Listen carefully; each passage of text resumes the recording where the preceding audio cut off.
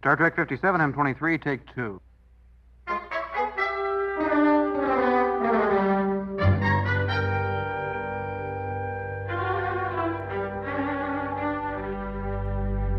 It's the It's Got Star Trek podcast.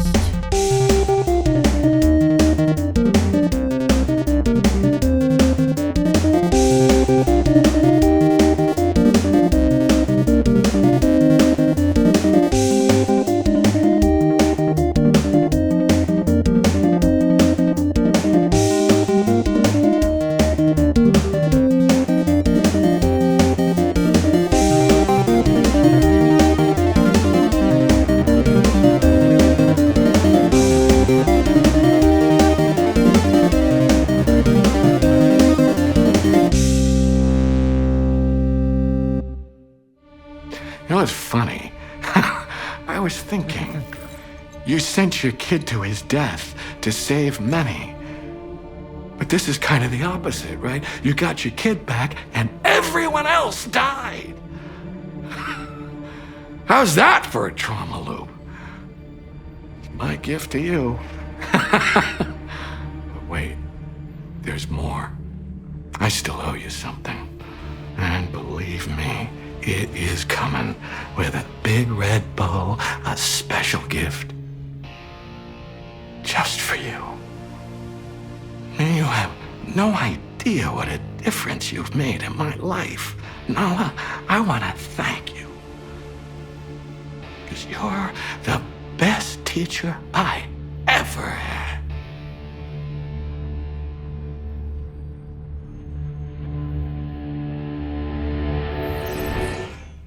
Hello and welcome to the It's Got Star Trek podcast. Hello.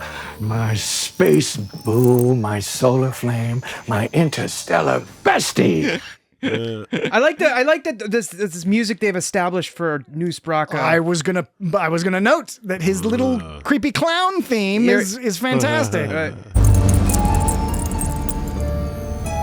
That's pretty good.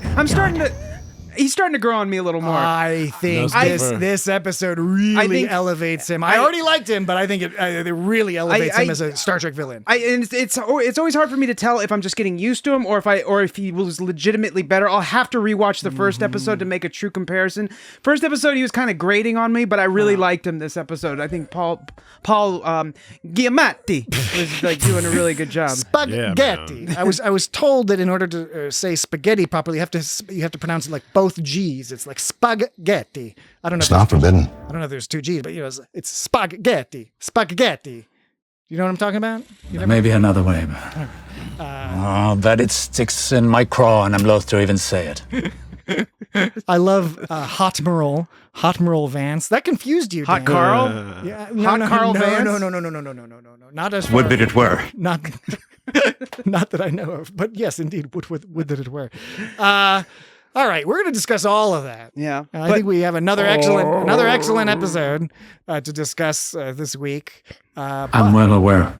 But we have to do front matter. The front matter, the usual stuff. I have a couple front matters. Ooh, Dan has bet you do. Dan has front matter. Do you mind if we? Because I already my front matter isn't like dealing with any outside business. It's just some things I just want to make sure I don't forget to say. I'm excited about that. There's nothing to be excited about. It's just normal podcast stuff. I just don't want to forget to say. You're downplaying it, but nevertheless, you're making me even more excited. Oh no! I gotta say, I fucked it up. But you think I'm going to be disappointed? Mm-hmm.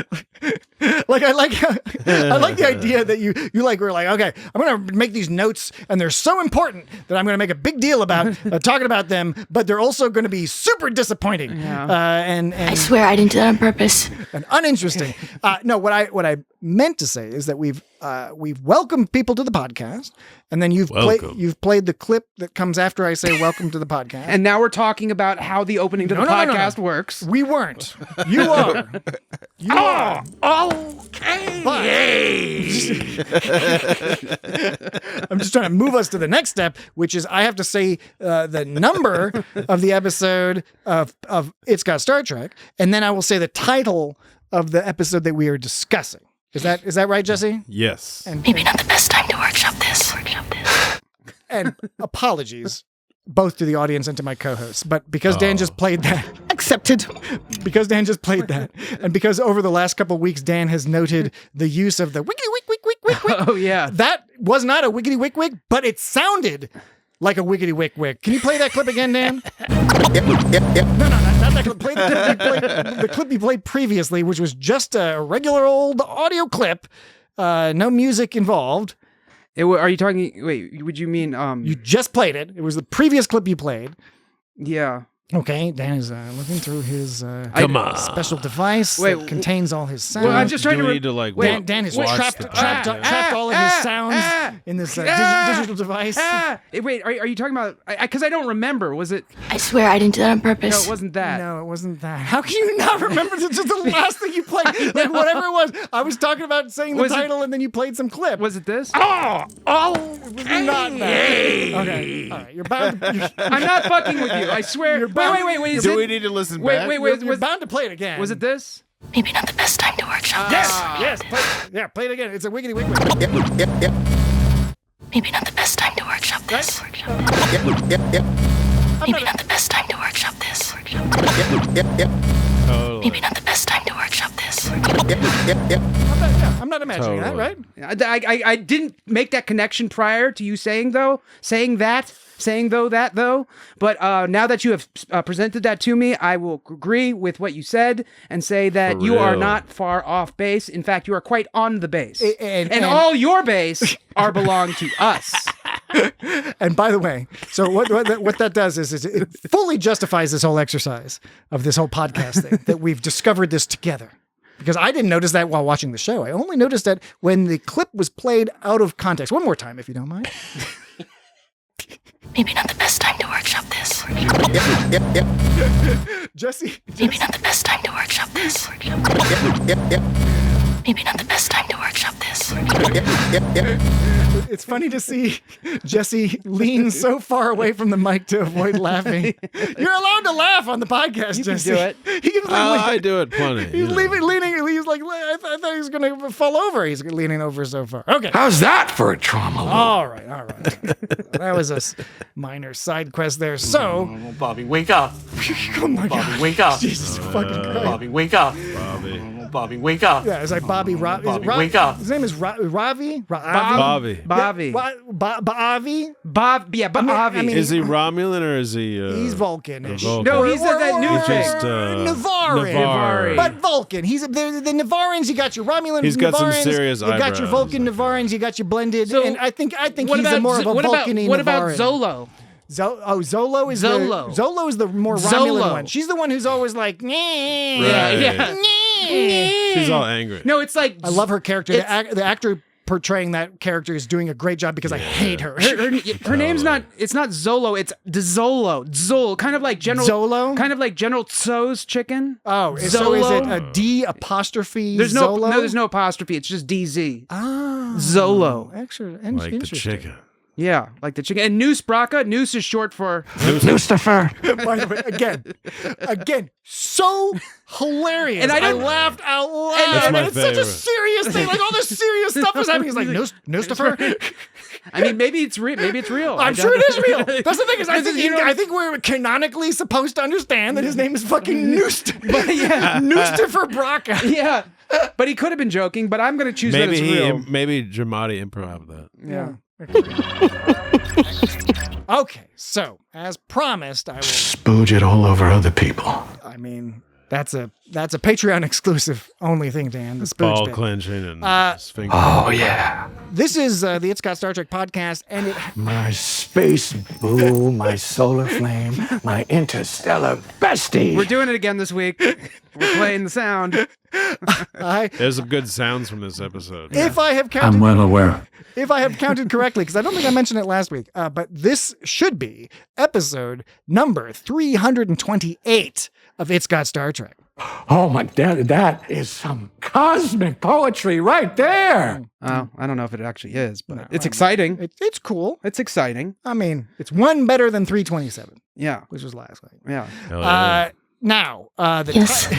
the title of the episode we'll be discussing this week, which, of course, it seems a little bit superfluous to mention this because you probably looked at the title of the podcast episode, but you never know. Maybe we're in a playlist, some sort of auto playlist business. I don't know. Maybe you're like riding your bike somewhere. Could be you're riding your bike.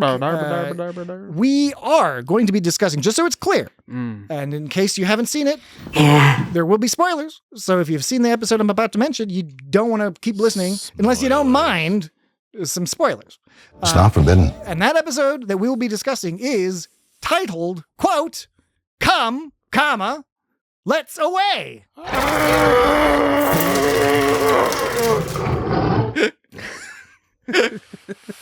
What's up with those zippity smear monsters? You mean the Furies? Furies. They're linars.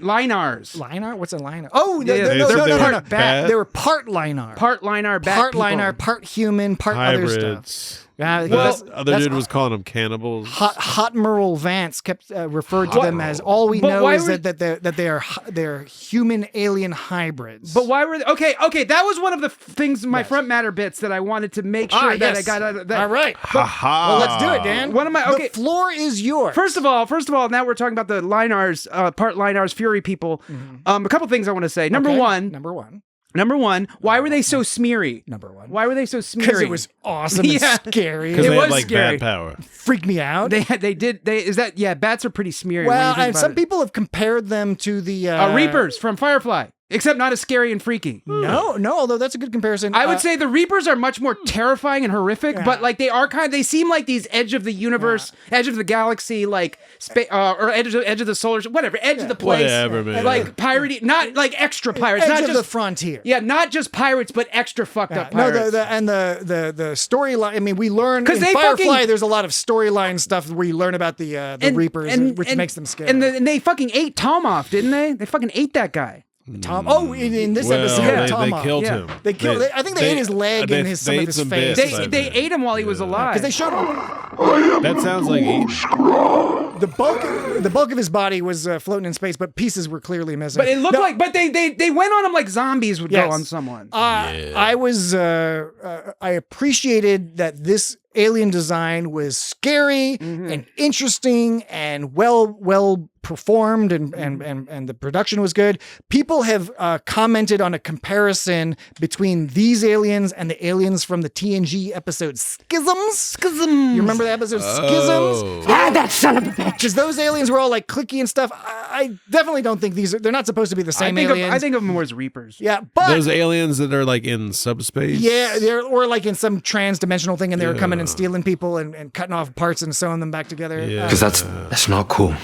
But the vibe was in some ways similar. This was more violent and aggressive, but it was creepy. It had that sort of baseline tingle at the back of your vagus nerve where you're like, ooh, this is some upsetting, disturbing shit. This is not just some like, regular alien. Oh, God. All right. Yeah, but, so that was one of your front matter Well, bits. actually, and then did we answer your question? well, my question Oh, was, you were like, why are they like that? But then I wanted to say, Why are they like but what I that? really wanted to say was, when Vance said they're human alien hybrids, and if you have a legitimate answer, I legitimately want an answer. Okay, I will try right. not to be belligerent about it, but because I obviously already I'll try. because it's no promises. But I already have an opinion in my head. But he refers to them as human alien hybrids. What defines an alien when you're living in outer space? Right. You know, Well, like I guess not. He's being look. Non-human. Star Trek often does this, where inadvertently they take a very pro-human centric, Right. or like a human-centric view. So yeah, he's like aliens. Are fucking like he's surrounded. Well- In front of him are fucking Lanthanites, all sorts of other alien races, and he's just like, I don't know, fucking human alien hybrid. 'cause Could be those- Betazoid.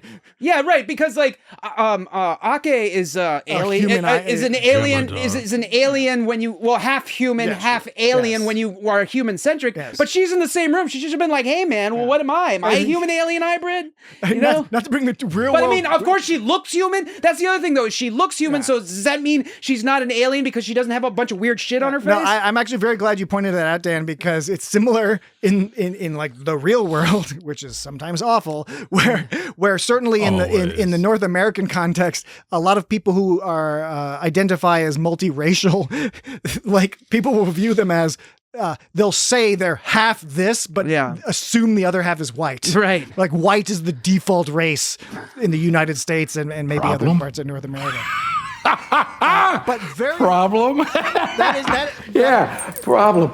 That is a good point because I didn't really catch on to that because I took the meaning, which I think is what the writers intended, is that there's some sort of creepy genetic experiment monster people. They're not quote unquote hybrids as in a multiracial, multi-ethnic coupling. They are a monstrosity of some sort. And you're absolutely right. That uses the word alien. That's a little bit offensive the way, like, I know they were simplifying it, but the way Vance was talking is linguistically problematic. Federation propaganda. Yeah. Also, okay, so yeah, we've determined that the term human alien hybrid is problematic. Especially in this context. And especially when you say, when they said alien, they just mean super creepy monster people. I know, right? Yeah, clearly. Like, but as it turns out, Linar is some sort of bat monster. Oh man. Yeah. Red alert. The other last week there was something that I didn't get to approach because it was something that that Isla said, okay. Professor Isla Dax said. Right. She said, and it was to Sam. She goes to Sam. She's like, if our choices determine who we are, what determines our choices? And then Sam pauses and she goes, what we love. Is it though? Oh, is this one of those? Dan? This is a segment you haven't. Is it though? You haven't done in a while, Dan. One of your is it though segments. Bastard. Which we don't have a theme song for. We should probably rectify that at some point. Rectify. Yeah. Is what we love. Does B follow A? Right. Like, sure, what we love determines our choices, but if you were asked that question, is what we love? Sam said it as if it was the only answer. Like, there's many answers, I would think. To that question. Well, not only are there many answers, I'm not gonna harp too much on that because I understand they were going for a theme there. Course. But I agree with you, Dan, that if you Sam isn't that old. No, she's like 200 some odd days old. She's not. And if you interrogate that, what you end up delving into is one of the main weighty philosophical questions about life, independent thought, free will, et cetera, et cetera. That's a complicated philosophical debate. Oh, you noticed, Admiral. Wow. I guess for the purposes of that episode, as is so often the case, we accept the neat and tidy little answer because they're going for a particular emotional impact. And if we look at it too closely, it's a more complicated question to answer. Speaking of things sounding like things, that sound I just played. Yeah. Oh, you noticed. I know that does sound like something. It sounds like auto-tune to me. Oh, I was going to say. Interesting. Oh, you noticed. Oh, you noticed. I was going to say it sounds like. Oh, you noticed. To me, it sounds like another sound clip that you play regularly, Dan. Or maybe not that regularly. I don't know. But holograms? It's not holograms. Holograms? But I can't. Holograms. I can't place it. Holograms. But to me, it's. Oh, you noticed. Oh, you noticed. Oh, you noticed. Oh, you noticed. It sounds like your savings alone. Yeah, it sounds like.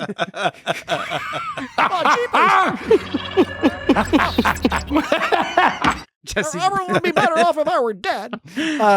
Jesse's having a good time. Jesse is having a good time. But welcome back, Jesse. Welcome back, Jesse. Thanks. You guys are funny.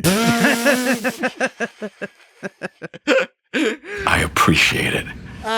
Fruitful coupling. Any other fruit cup? More front matter that you were talking about, Dan, before we dig in. I mean, I was going to ask you about some of your regular old bits. I mean, but you've gone straight into this front matter. Yeah, I can add one more bit of front matter that because sometimes we skip over the beginning a little bit.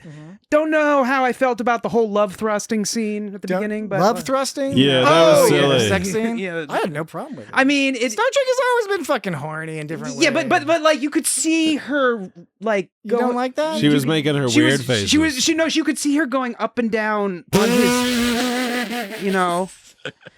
You could see them copulating. You could see them. I never knew you to be so chaste, Dan. You could see the motion of them, the motion of copulation. Of the ocean. The motion of copulation. You could see the movement up and down. I was into that. Which made me think of like what happens when people copulate. Well, what did you think of that? The song was weird Insert Some like groovy indie music. Insert tab A into slot B, that kind of thing. Well, you're talking about regular old cisgender about, like- sex. I don't have a problem with sex because Star Trek's always been horny, but yeah. You're talking about penis and vagina. But like it was very explicit, penis and vagina. And Jesse, that music too was a little bit much for me. It was silly. Yeah, I mean, it was like Something about UFOs or UFO. This is one of those examples where when I'm watching this, and particularly the second time through, I'm watching it, I'm hearing the music, the groovy indie music. I can totally appreciate and understand people being like, this is aggravating. For me, it worked. It doesn't always work. I wasn't a huge fan, as we discussed earlier when we talked about kids these days. I wasn't a huge fan of the San Francisco song. I totally got why they did it. I got it. It worked in a sense, but Unidentified input error. that song sort of creeps me out. This song, I don't know this song. This is just I'm just watching some people fool around. I never heard that before. Then they go to like a magic flower land. Kind of weird flowers. It was kind of fun. Everyone else died. So yeah, at the beginning, I paused it on the frame with the Flowerland because it was only like a couple frames, and it was the same. And obviously, it was obvious. It was the same flowers at the end that it was at the beginning. It was like her secret. And some kind of carport. It was but that was her secret place. She went when she was in scary mind places, and Caleb's teddy bear was hiding in there. Right. You know, after she screamed at people. Yeah. Oh wait, right when she was all. She blew out her dad's ear. I played that sound over and over again. My cats were like looking around, really scared and freaked out. I just decided to stop and freak them out. So before we move forward, but you know, like she got mad at Caleb, and he got like he had a right to be kind of mad at her. Okay, but when he said weird Betazoid shit, that was kind of fucked. Here's that was fucked up. Here's the thing, and again, not to harp on it because not to put too fine a point on it. We have is that a They Might Be Giants line? It is. Say I'm the only bee in your bonnet. Like a little bear. I'm the one who sings like this. I'm the They Might Be Giants guy who sings like... I am 1,000 years old. I am the one who sings and I am the one I call the song. And I am the one who sings like this and I am the sings like this. So, again, there you go. Not to put too fine a point on it and not to harp on it. Istanbul. Women and men. I'm the different guy who doesn't actually sing that song. Women and men across the ocean. Women and men. Minimum wage. Minimum wage. Yeah. Which one am I? Which one am I now? Which one am I now? Which one am I now? You're the one that got in the car accident. No, what I was what was I gonna Okay. You've been successful in distracting me enough that I've forgotten my thoughts. Spooge it all over other people. But it's okay. Chaos It's okay. reigns supreme. It's okay because it's in my somewhere in my notes. Somewhere in my notes. Gotcha, bastard. Before we move on, and before I remember whatever it is I was going to mention, Dan. Yes. Do you have any of your regular segments that our listeners can look forward to? There's a duty, isn't there? I mean, I know there's at least one duty or no duty because I remember the term duty being stated. So is there a duty or no duty? There is not one duty. There's not 5 duties. There's not 3 duties. There's not 9 duties. There are 2 duties. See, you did better that time because you confused me because I didn't know the answer.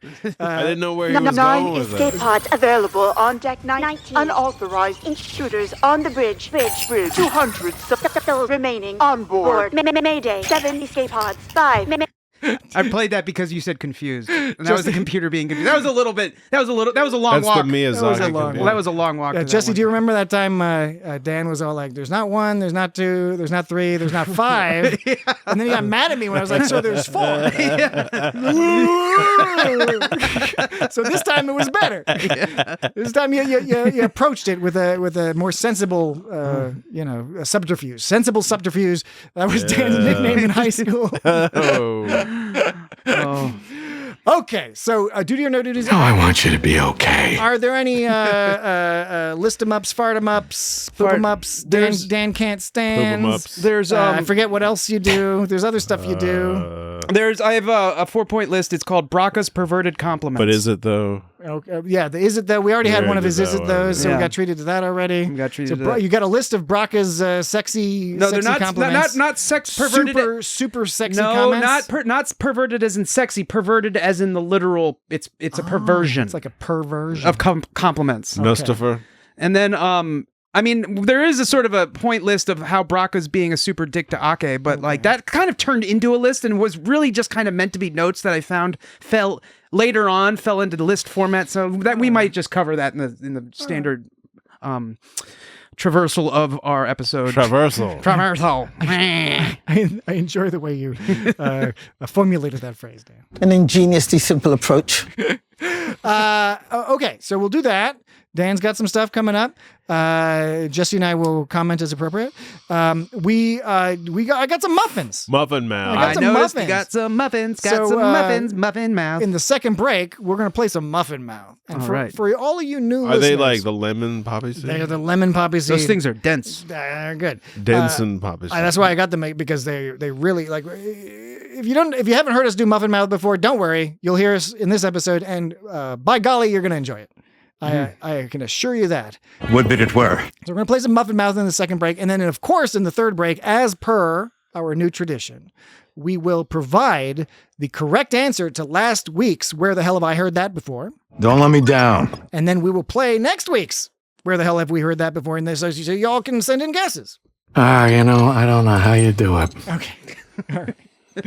Now, without further ado, I know we've already discussed lots of parts of this episode, but we can begin our discussion in earnest. And I wanted to just start out real briefly. I know we've touched on the beginning a little bit. Know what I mean, Vern?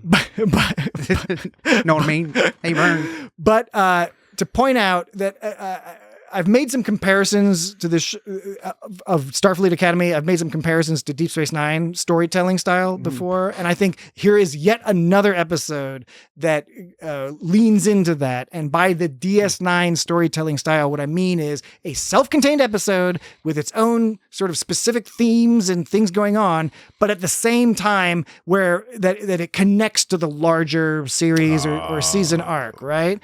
And Totally. and I've been watching a lot of season 1, season 2 TNG lately, just for fun. That's interesting. That's an interesting choice. Because we don't want to watch Star Trek just for the podcast. No, of course. We also watch it for pleasure. Oh, it's interesting you picked the first and second season. I'm not judging negatively. I'm saying like that's a commendable Did choice. he say second? I thought he just said first. First and second. Yeah. Oh, okay. And the thing is, should all be so lucky. Then I agree it's interesting because I didn't go into it with intentionality, but I realized after watching a couple first season episodes, I was like, wait, you know what? I think I was like in the vibe to be like, you know, I want to see some first season Trek. Do it now! Because we're watching. Come on! Do it now! Get to the chopper! Chopper! Because Sorry, that was a bit loud, wasn't it? It was loud, but it was fantastic. But because we are currently watching first season Star Trek, and it's really fun, I think. I must have understood this implicitly because I'm a genius. I'm a super genius. I must have understood implicitly that it would be Don't be a dick. It would be enjoyable and interesting to go back to some season 1 TNG. Because it's a similar vibe of their actors, the writers, everyone's trying to figure out what the characters are going to be, what the storylines are going to be like. It's all And fresh. honestly, there's a lot of similarities, and and I mentioned Deep Space Nine again because Deep Space Nine really was good at that, an episode that maybe was focused on a particular character or on a group of characters, but then would also fill in gaps for a larger storyline. This episode, I think, really does that. It's the standard. We have a basic thing that's going to go on. An unexpected challenge happens. People have to work together to meet the challenge. And then, whoops, it turns out there's some other stuff going on that we didn't even realize that's going to be more important later. Super fun. That son of a bitch. Yeah. I mean, how do you feel about Bavi dying? I was upset, but to me, that was the appropriate use of a character. It wasn't a character introduced this episode that was killed in the same episode or immediately after. Right, I mean, but that's what Star Trek is known for, the red shirts that get introduced and then killed off. Well, they know red shirts. And then versus like Picard, like you had spoilers for Picard. Sure. There was a I think it was in the last season. There was a character that got killed off. Yes, that's you correct. and you, Patrick, I was specifically annoyed at were that. not down with that. Well, and Picard in particular, for me, the critique of particularly third season Picard, which overall I thought was very entertaining in a lot of ways. One critique was Borg again is boring to me. Yeah, I know. I was like, I'm so over the Borg. Yeah, but the other thing was, well, and also, I don't know, I still don't fully buy that. What do you think happened to the Borg in the future? Well, that's what we I don't know. They're probably all like Queen Borgs now, and they all have like they're all independent now, so they're not really bored, but somehow they're still the collective, but they're all like their own mind. I don't know. Something they just keep doing more things with the Borg. It'll be interesting When the whole to see. idea was they were just kind of this static Well, thing. here's the deal. By the way, if Starfleet Academy revisited the Borg, I'd be into that because a lot of time has passed and they could do something interesting. But in Picard, that was a little aggravating. I didn't fully buy the whole Beverly just wouldn't talk to people for 20 years and nobody would try to find her. Like, I don't know. So you'd be into you'd be into Borg and Starfleet Academy because you think they'd add a fresh take? I think they would have the opportunity to do a fresh take. I do not think that Picard was a fresh take. It was just more Borg. Yeah, it was just more Borg doing Borg stuff. Borg are scary. Borg. Borg are, they're not so scary anymore. But that was like the Gorn in Strange New Worlds. But the other thing in Picard season 3 is they just killed like a bunch of characters that, and again I won't spoil, but like that did not like the weight. Even if they were characters you loved or whatever, like it didn't really have this thematic weight to make the story stronger. They could have survived and the story would have been fine. Now I'm grumpy. In the case of Ravi, am I saying that right? Bavi. Because I kept thinking Bobby, like Bobby. Hey, Dad. From Nevada. Hey, Dad. That's my purse. I don't know you. Okay. In the case of Bavi, it worked for me because they did the work. Wake up. They did the work to build him up as an antagonist, as a low stakes antagonist in terms of he's at the war college. But then we learned to respect him over a few episodes. He's quoting Spock. And in this episode in particular, it just, I thought it was just nicely constructed. Would I have liked him to survive? Sure. But it actually, I felt something when he died. Yeah, because like him and Caleb were kind of dicks to each other, but in the end he sacrificed himself to save Caleb. And he lived up to the same thing he was talking about. The needs of the many sometimes outweigh the needs. He was well trained. I don't know if they needed to. Well, I guess it made sense in this context because it said the needs of the many outweigh the needs of the few, and then they were directly referencing Star Trek 2 by saying "and the one." I guess it applied to this scenario because it was the one person. But I don't know. It just felt a little forced that they added the "and the one" part because first of all, that wasn't a famous officer. Didn't say that. Those two officers that said that. Well, because Kirk added the "for one" part. But. Well, and Spock. It seemed like they were trying to reference Star Trek 2 a little. And much. also, I don't know that Spock was trying to say that was his idea. Yeah, right. Anyway, we got to take a break. So how about this? Let's take a break. Let's take a break, and then when we come back, there's gonna be more of this. Are you sure you are not part Klingon? We will be right back. Who goes out of the airlock first?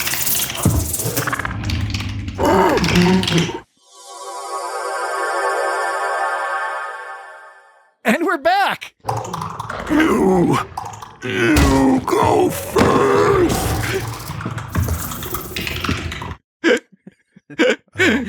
Can anybody do that clicky sound? I can't do. That's not one of the sounds. I'm not very good at the. I don't know if anybody. It's like some kind of percussion. Yeah, I don't think anybody can actually make that sound. I think some people can get pretty close. Maybe Carl Winslow. Not Carl Winslow. Sorry. God damn it. The guy on Police Academy? You mean Michael Winslow? Michael Winslow, sorry. So it's fine. It's fine. I think. Steve! What are you doing, Steve? I think we can safely say that was not due to racism. No, not racist at all. That was due to a similar last name. Yeah. Michael Winslow from the Police Academy movies, or perhaps more known to younger audiences as from Die Hard? No, from Spaceballs. Oh. You were talking about Carl Winslow. Carl Winslow slightly is younger from Die Hard Yeah. and from Family Matters. Right. Yeah. Steve! Did I do that? Michael Winslow. Michael Winslow. I hope I'm correct about it. It's from Pedestrian mind games. Police Academy. Okay. Okay. So- Police Academy. Police Academy. I mean, the kids don't know about that. Who watches Police Academy?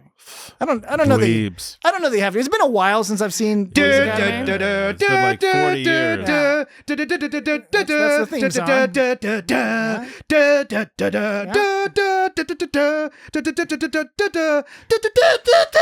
Oh, dude. Dan's demonstrated something. I'm not 100% sure what.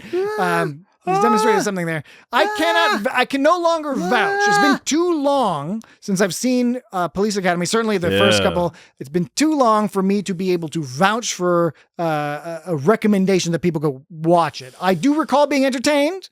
Sure. But I can't vouch for how far It might be that a bit. entertainment might go. It might be a bit dated. Yeah, I can vouch for. I can vouch for like 2/3 of Spaceballs, but I don't know what proportion of Police Academy I can vouch for. Wait, I think I. Dan's still trying. I think I got it this time. Okay. Dun, dun, dun, dun, dun, dun, dun, dun, dun. I got it that time. See, I have trouble. Sometimes my range hits it, and sometimes it doesn't. Well, you're primarily trained in boning, not in singing. You've been trained in boning, Dan. There's that, the episode of TNG with the binars that's called like 1001001 Nightbird? 101001. No, it doesn't have I'm Nightbird. well aware. It doesn't have Nightbird, but it does have Nightbird. It does have Nightbird. Riker going into a New Orleans bar, New Orleans? and setting up a band and an unplayed bone. He asks for a bone. He's like, he tells the computer, he's like, and a bone for me. An unpicked Nightbird. And he means a trombone because he's going to play trombone with the band. Nightbird. We are eager to get back to our discussion of Come, Let's Away. But first. Is on it. But first. I like to go into everything but first. But first, we want to play a quick round of Muffin quick as possible. Muffin Mouth. Oh, no. Oh no! Oh, no. Oh no! This is a game that we started purely purely based on the fact Oh, no. Oh, no. that Dan many years ago, what, like 20 years ago? I don't know, something like that. God, it's about 20. It's It's, been about over that 20 long. years Good now. Lord. Dan used to work at a radio station, Jesus and one of his fucking jobs, Christ. he would make jingles. He would make jingles for some of the crazy, wacky DJ games that they would play. My gift to you. And one of those games was called Muffin Mouth. And so Red alert. we've stolen the jingle and the game itself. stole Well, it. stolen From the the- jingle for myself. Well, I we made the well, jingle. yeah, but it's for you made it under contract for Ron and Fez. Yeah, under contract, all the money they paid me. So- As an intern. as an intern, as a free to work intern. Yeah, this is my fucking music. So we have the theme song. So we figured if we got the theme song, we might as well play the game. Might as I well. think it'll be pretty self-evident. But what we're going to do, our version of Muffin Mouth, is that we will each take it in turns to consume, put into our mouth a copious amount of muffin. We've got these I am honestly scared for you, babe. particularly sticky and wet, Dense. lemon poppy muffins from You could get caught in a trauma loop. Harris Teeter, which some of you, if you're in the region, will be familiar with that The store. Tates. Most of our Do it now! most of our ends will not be familiar,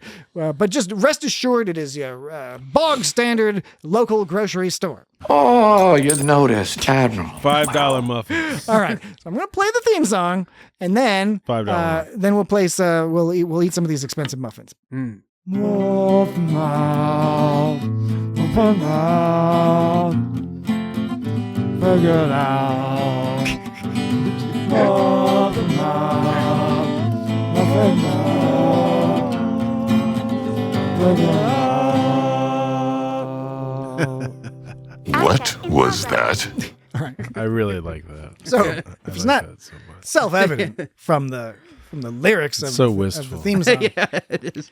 we'll put the muffin in our mouth. It's like We'll say something the other people have to guess. it's like you didn't really want that muffin, but somebody put it in your mouth. Oh, and what's so far working out better this week is, okay, we've only played this once before. And the last time we played it was very popular. Everyone liked it. Everybody. Everybody liked it, but there was a little bit of a kerfuffle. because it quickly became apparent. Dan was the first to sort of observe this because he's got a keen eye. He's got keen eyes like a Gooble Gobble. What did Laura Thuck say to Genesis Live? He said she has the eyes of a Hegelbert. No, it was like a hungar. Something like that. It was whatever. I believe it was some sort of a monster spider creature from the J.J. Abrams Star Trek. You use your eyes with the precision of a hengra. A hengra. I think it was a Star Trek 2009 or one of those sequels. I think it was. Okay. No. Dan observed that Jesse, though well informed about the rules to the game, seemed more focused on just the consuming of the muffin. Yeah, that was Because once the muffins were introduced early on in the episode, Jesse became immediately distracted. I was hungry and was finding all manner of opportunity to dig into this muffin. I needed food. Outside of the context of the game. Yeah, you were eyeballing those muffins for a while. I was so hungry. You're so hungry that you just couldn't. And now when I called you out, and you're like, "No, I'm not. I'm not playing the game." All right. How about this? Because we know Jesse is probably hungry again and is a fan of these particular muffins. Jesse, you want to go first? How about this? Gobble up some muffin. Take this opportunity. I don't have to go first. You're gonna gobble up some muffin and then say your Star Trek line. You're gonna say a line from Star Trek. That was the My gift to you. He's just okay. Jesse's reaching over. He's got the case of muffins. Yeah. He's now opening the muffins. And don't worry, ASMR folks. The one reason why this game works so well is because muffins they're not so gross. It's not pickles. Yeah, we did a whole. We occasionally do an "It's Not Star Trek" episode, and we did one. Sorbet. It's got pickles, which I recommend you all listen to. But yeah, that was an ASMR nightmare. If people have that thing in their head that makes them not want to eat the slurp. Unidentified input error. The slurps and the slaps, the mukbangs and whatnots. So are we starting with Jesse eating a little okay. first? Apparently we are starting with Jesse. Yeah. So is this the rule of Muffin Mouth where we have to take time out for Jesse to eat the muffin and like swallow? Biting it into it like an apple. What are you talking about? Did you? Okay. So we are. I'm sorry. I thought we were playing the game. We are playing the game. So okay, Jesse. You got to give me a chance. Well, you don't have to give me. I don't. It's not a chance. It's a chance. Do you have a special condition different from us? A full quarter of that muffin has now been just completely consumed by you. I got to get my bearings with the muffin. Okay, so Jesse has a special condition that requires his bearings have to be retrieved by eating some muffin first. That's how he calibrates. Oh man, he's got to swallow some of it first. Studied by the world's top scientists. That son of a bitch. Okay, all right. So Jesse, you got quit giggling and just take a big old mouthful of that muffin. Oh, I want you to be okay. And then you got to say the line. It's a somewhat recognizable quote from Star Trek that Dan and I should plausibly be able to guess. Maintain focus. The difficulty is that you've got muffin in your mouth. So now, all right, he's looking at his phone. So it's a line complicated enough that he had to be reminded from his phone. All right, good. All right, so what's the line? Megaphone? What? Say that again. Oh, I know what it is. You're not even opening your mouth, though. You're just humming it. Got a muffin in my Well, mouth. the point is you gotta still talk. Yeah, but can I guess? You can't hum. I'm buzzing in. Patrick's buzzing in. He's saying, make it so. It's it was hard, but I got it. What do you say, Dan? It was the rhythm of it. I mean, I had no idea because you were humming it. You weren't even opening your mouth. He was humming it. Which is, by the way, there's no rule against humming in Muffin Mouth. If you want to make such a rule, we can make such a rule. I think there should be a rule that you can't hum it. Okay. But fair enough. Patrick got it. So the problem was with me, Jesse, not with you, because I'm the odd one out here. I think I was very lucky to get that based. I don't know how you do it. Based off of the rhythms, I'm very sensitive to rhythms. Star Trek. All right. Lemon poppy seed, baby. All right, Dan, you wanna take a turn here? Fresh from the teats. All right. Teenage Mutant Ninja Turtle pies, fresh from the sewers to you. It's true, cause it's filled with mutagen goo. Teenage Mutant Ninja Turtle pies. Real quick, Dan, before you put that in your mouth, since you mentioned it, you mentioned Teenage Mutant Ninja Turtles pies. Those were like fruit pies, except they had green. They were green. stuff inside. I do remember those. They were vile. Yeah, they just had some kind of green custard. They looked in them. vile, yeah. right? I never had one, but they looked vile. I think I had one once, and it was gross. It looked gross. Well, and it tasted gross. I mean, when their tagline is "fresh from the sewers" to you, you can only hope for so much. Fair point. Yeah. Fair ginkum, what do they call it? Fair dinkum. Stick to the pizza. Fair dinkum. That's what they say down Aussie way. Okay. Yeah. Oh, all right. So. Oh, no. Since you mentioned. See, that's where you're wrong. And I'm loath to interrupt what has been a vigorous round of Muffin Mouth so far. Now I'm going to start eating the muffin. But okay, go ahead. If you want to orient your mouth to it. I got to calibrate. I just want to, since you mentioned Teenage Mutant Ninja Turtles, I thought it was appropriate now just to ask if anyone else on this podcast or indeed out there in the wider world, at the end of this episode, as Noose Braca was concluding his final evil monologue in his communication to Captain Ake, did anyone else hear from the TMNT 1990 film, the first Teenage Mutant Ninja Turtles movie, which is a work of genius, and which, by the way, Trek 365 is going through a minute at a time. So go check that out. Go check out our old friend Isaac on Trek 365. Oh my God, that is some cosmic poetry right there. In TMNT, when Shredder, there's a scene where there's a couple scenes where like Shredder shows up or some other stuff where there's just like this one like guitar, like electric guitar, like oh. I heard it sounded almost identical once or twice with Noose Braca at the end of his evil monologue. It was fairly quiet, but it was just like I'm not doing a good impersonation. Is it? I don't know if it's this one. Let me, because this is like a 10-second clip. All right. Well, let me. I hope it's this one, because otherwise that's 10 seconds wasted. Yeah. I still owe you something. Yes. And believe me, it is coming with a big red bow, a special gift. There. Just for you. The Shredder. Yeah. Right? Yeah, it does sound like Shredder. that. Yeah, see, so what I was thinking, now that you mention it, it does sound just like that. But what I was originally thinking was the song "Mother" by Danzig, because that begins. That sounds pretty good too. But now that you mentioned TMNT, I think I'm leaning more towards that now, because I didn't think of that because first. If I'm recalling from the context, now this is a lot. I mean, I watched the TMNT 1990 movie quite regularly. I had a friend that when he would come over, and for months, it felt like years. I don't know. It felt like forever. And this wasn't Bronco. No, it wasn't Bronco. It wasn't Zaid. Bronco. It was deep cut. Deep cut. Inside baseball, as it were. Yeah. No, we would whip out our Teenage Mutant Ninja Turtles action figures. Glad that sentence ended in Teenage Mutant Ninja Turtles action figures. And we would play Teenage Mutant Ninja Turtles while watching the movie. We must have watched it like 100 fucking times. I definitely did. But I'm talking about like currently as a middle-aged adult. What usually happens is I'm flipping through, I'm looking at things, and I'm like, oh, I'll just pop on the beginning of TMNT 1990. I'll just pop on the beginning, and then I watch the whole thing. Out to a movie. Is that okay with you?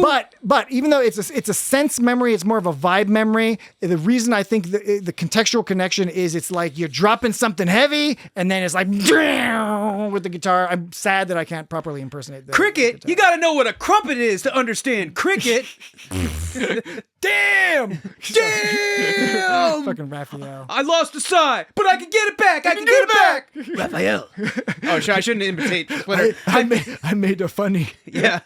I can impersonate Splinter. Is it just because it's a Japanese? Yeah. I feel guilty imitating Splinter. It's a caricature of a Japanese voice. Of course, we disagree with that in principle. On the other hand, it is TMNT 1990. Okay. Okay. Side quest. I apologize, but I just wanted to mention that. I'm glad that turned out to be relatively fruitful. I'm so happy that you happen to have that recorded. Yeah. Okay. So now, Dan, this entire time, Dan's just been holding a fucking fistful of massive. He's ready for Muffin Mouth. You guys might not understand. These are not tiny little fucking muffins. These are big, giant. You only get 4 for like, what is it, like $5, and that was on sale. All right, dude, put that muffin in. Fat fucking muffins. Put that muffin in your mouth. You're gonna put it in his mouth, and he's gonna say some Star Trek shit.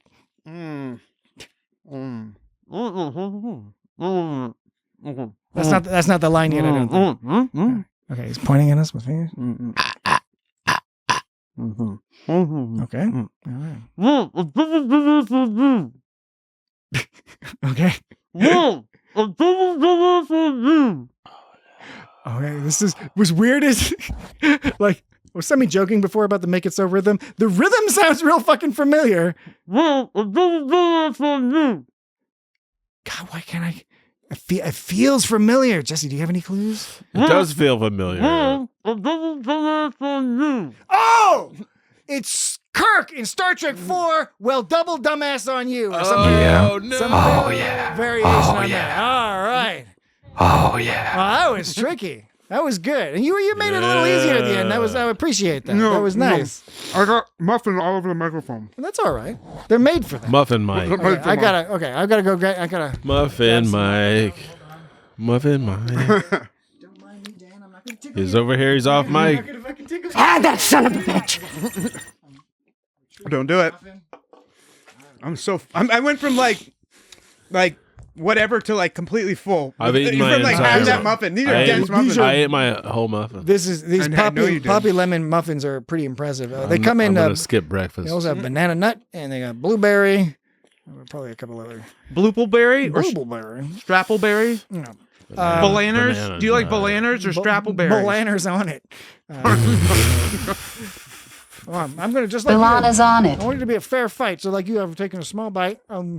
Thanks, Agamus. Preparatory muffin just to enjoy it a little bit. Kind of acclimate my mouth or orient it as Jesse said. You don't get it. I gotta try not to be so ASMR. I was all promising it wouldn't be. Too He's much already eaten half his muffin. ASMR. I'm not joking, Lee. Okay, I think I'm ready. I'm gonna put the muffin in my mouth. I'll put the muffin in my mouth. I'll put the muffin in my mouth. I'll put the muffin in my mouth.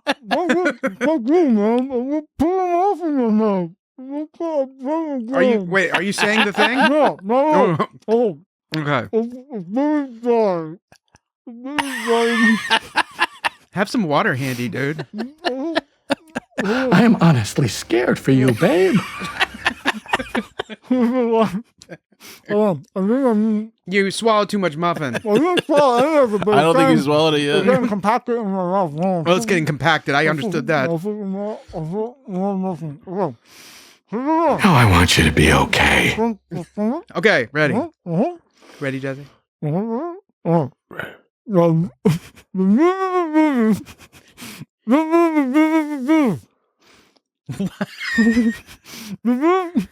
The needs of the many outweigh the needs of the few. Yes, I did it.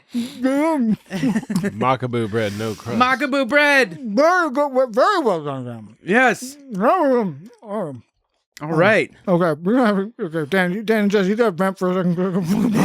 Muffin in my mouth. Rockagina, extra sweet. Macabre bread, no crust.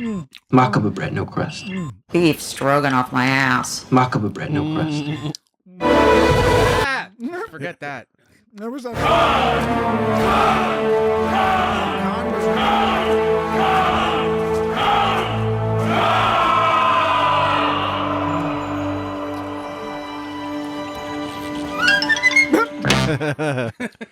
It always goes back to Con. That Con podcast was fucking wild. Okay, it was a good addition of Muffin Mouth. Hell so yeah. Beef stroganoff my ass. to give me some more time to. Stroke it off my ass. I gotta still swallow this stuff, so I'll play the Muffin Mouth theme as the outro. Outro theme is the same theme, but we'll play it just to indicate that we're done with Muffin Mouth. Same as Chief the first. O'Brien. Muffin Mouth, Muffin Mouth, figure it out. Figure it out. Muffin Mouth, Muffin Mouth, figure it out. It's just a crazy idea. If you join our Patreon at the Muffin Mouth level, which only costs $10,000 per month, Only? What a deal. Dan will come to your house and he'll sing Muffin Mouth to you live. While Jesse and I sit on the sidewalk out front of your house jerking off. Yeah, All then right. they'll get 33% cut each. Well, it's only I mean, jerking off is not as easy as it sounds. I mean, not in public. I know we're old, dude. Yeah, Yeah, we're old. That too. Okay. Wait for my signal. All right. Oh, echoey. Good. Yeah. All right. So now we want to talk about the episode some more. Yeah, it was a good episode. I really enjoyed it. Yeah, it was good. I was into it in a big way. Pretty good. Action packed. The Miyazaki, which I suppose... Why was that one dude wearing sunglasses in the comic book? Was there one dude wearing There was a dude wearing some glinty sunglasses. I didn't catch that. Yeah. Maybe, A comic book. maybe he had some sensitive eyeballs. There was a guy wearing sunglasses. On the Miyazaki, presumably... A comic book. I say presumably with some degree of caution. I think most people... Are you going to throw that caution to the wind? Oh, God. This is Dan used to think that throw caution into the wind meant like you threw a substance that was called kosh. Kosh. And you threw it into the wind. Granted, this I think he was a child. I think you were a child. in physically and mentally, not just mentally, which I still am. Yeah, we are all children. Nice burp, Jesse. Thanks. I'm sorry. That was gross. That's not cool. So a bit out of character. Jesse's not much of a burper. No, he's not. Dan and I actually try to control Not it. much of a farter either. I got rid of. I'm not much of a farter, inhibitions. but I'll burp. Jesse's not much of a farter or a burper. I like to sniff my own farts. I try not to fart on the podcast. I mean, it depends on. Does that mean I'm a fart sniffer?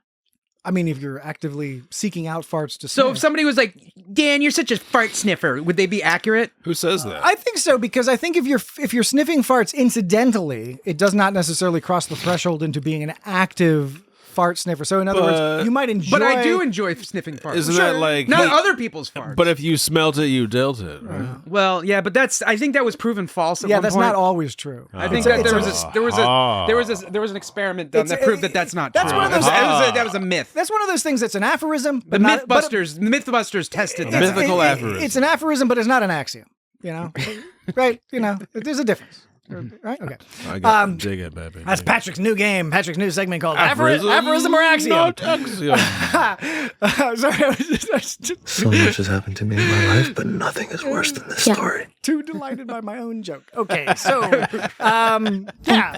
I couldn't control it. Miyazaki, presumably named after Hayao Miyazaki of Studio Ghibli fame. No. However, there's some other Miyazakis that it could be named after, and they weren't specific. No. But I think a lot of people. No, ma'am.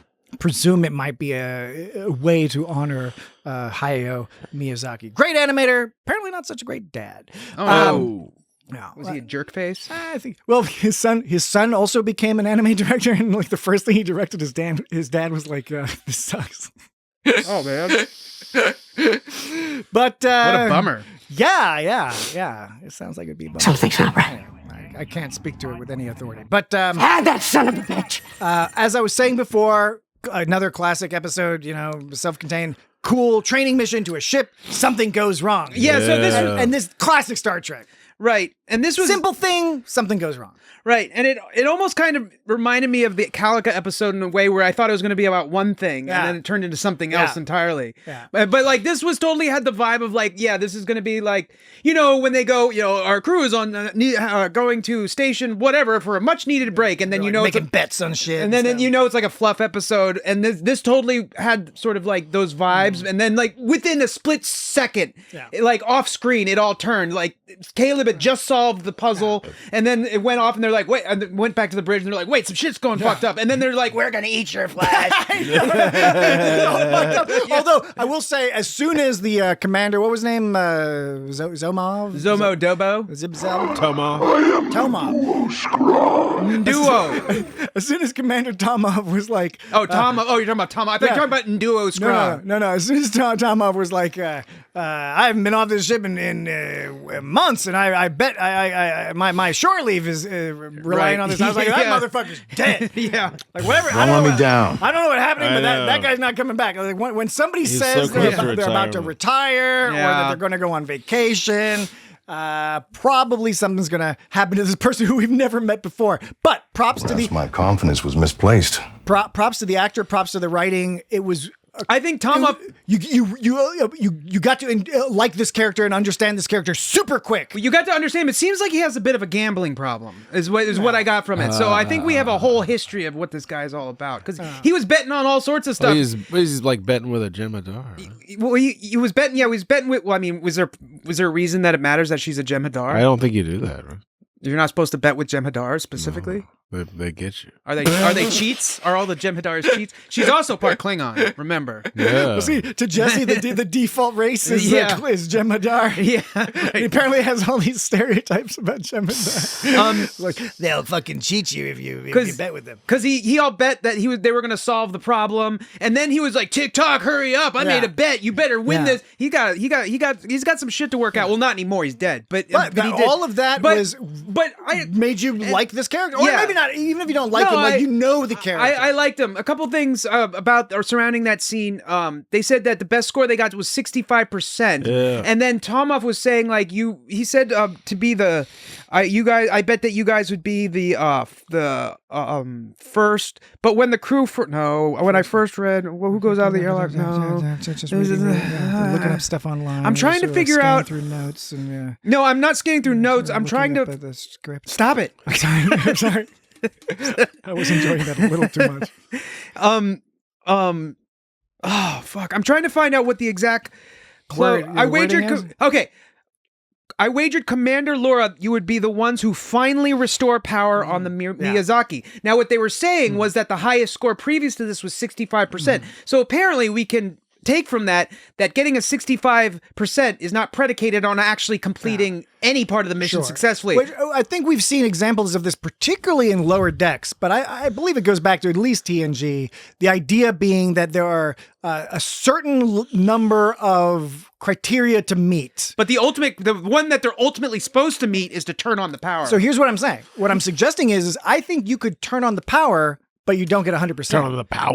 You turn on the power, and maybe maybe you pass, maybe that's awesome. Maybe you get a 91% because you missed a couple things on the way. And that's what that's what I believe that. No, but I believe that too. I believe that too. But here he specifically says, I wagered that you would be the ones who finally restore power, implying that they would be the first to restore power. Yes. So I'm saying I agree with that. So I'm saying like yes, of course you can restore power but not get full credit. But apparently you can get partial credit and not restore full power. Even though for restoring full power is like the main point of the mission. And it seems like that would just be failure if you didn't get that. But what we learned towards the end of the episode is that one of the things they were, for example, able to do before the failure that resulted in them not being able to continue the mission was to get that program onto the ship. So that program that they use at the end of the episode, the Tiny Fireflies business. What was that Tiny Firefly? I never quite got what that was. The idea was that when they turn on the singularity, it makes like little I don't know, molecules sparkle or something. It was some shit they figured out on an earlier trip to that. Yeah, they knew enough to get close, but they didn't get to actually get it to work. Yeah, I just wasn't quite clear on what the actual program did. It looked pretty. Yeah. But the Singularity Drive. Have we heard anything about the Singularity Drive? Not specifically. The Romulans use Singularity in the TNG era, so it's not like a new concept in that sense. But was it Captain Ake, I believe? Captain Ake, I believe. Captain Ake. Yeah, Captain Ake mentioned that this was like the first the first try at doing the Singularity Drive, and it didn't work. I wonder if any of them had been able to get that thing online, or if they're depending on the cadets. Wow, who knows? But I noticed that they at one point they had those plasma suits, plasma shields. Yes, who looked strikingly similar to what they had in the animated series. Absolutely. That's exactly straight out of the which is like 1,000 years later almost, or 800 years or whatever. But like, so it's like they've got this new tech. I thought that was kind of cool. Yeah, it was interesting. Yeah. All right. Well, would you look at the time? We happen to be running up against another break. Because of all that muffin mouthing. That was an excellent muffin mouth. Muffin mouthing. My mouth was full of muffin. That's not all it was full of. And we might consume... Spooge it all over other people. That's what I did, baby. We might consume the rest of those muffins while we're on the break. So we might have sticky mouths when we get back. Sticky mouth. Yummy. Get out for that last muffin. All right, we will be right back. TikTok. Stop.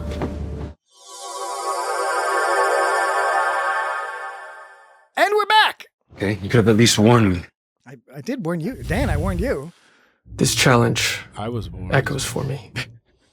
Okay. Do you want to hear about Bracca's perverted compliments? I do. Let's do that, and then we'll do Where the Hell Have I Heard That Before? And then we'll discuss anything else that needs to be discussed. No.